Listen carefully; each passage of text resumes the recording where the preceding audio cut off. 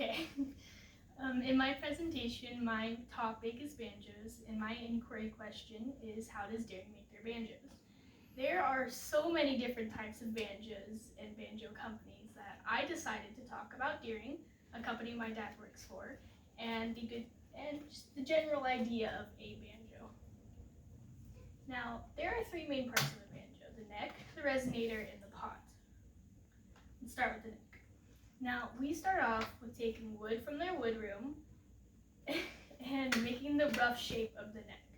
A fun fact is that this is only one corner of their wood room. Since Deering makes the most banjos compared to its competitors, it needs the biggest wood supply. Next, they use a CNC machine to drill the holes into the neck for the inlays. Speaking of inlays, the next step is to push the inlays and frets into the neck. Now the neck is ready for sanding, finish, and final assembly. Then they work on the pot.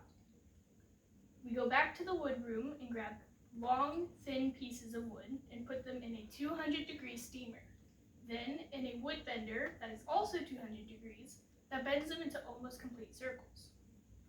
Since we need the pots to be complete circles, the worker in this stage will put glue on both the open ends and, using 20 tons of pressure and a glue press, will press them into complete circles.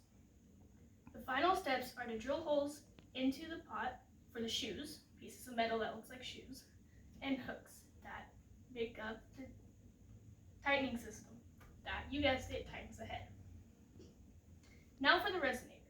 The resonator is made of two parts, the ring and the back. The ring is the same as the pot without all of the hooks and shoes and all that stuff. The back is made of three thin pieces, boards of wood. The three boards get squished together into a concave board that's almost like a skateboard. The ring and back are glued together, and once that dries, has a groove cut into it. The groove is where a black binding strip will be placed. It's used for protection and looks pretty nice. Finally, after all of that, the banjo is tagged, cleaned, inspected, boxed, and shipped to almost everywhere in the world. A fun fact is that some of the bigger places they ship to is Europe, China, and Australia. Some other fun facts are, in the beginning, I said one of the main parts was the resonator. That's true if you're making a resonator banjo. If you're making an open back banjo, you only need the neck and pot. Some history about the banjo is that the first banjo, from what we can find, is actually from Africa. Now, I said that Deering made the most banjos compared to its competitors.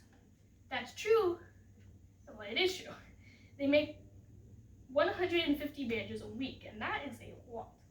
To make one Deering banjo, they have to work on it for 3 man-hours. That's a long time. And that is my presentation.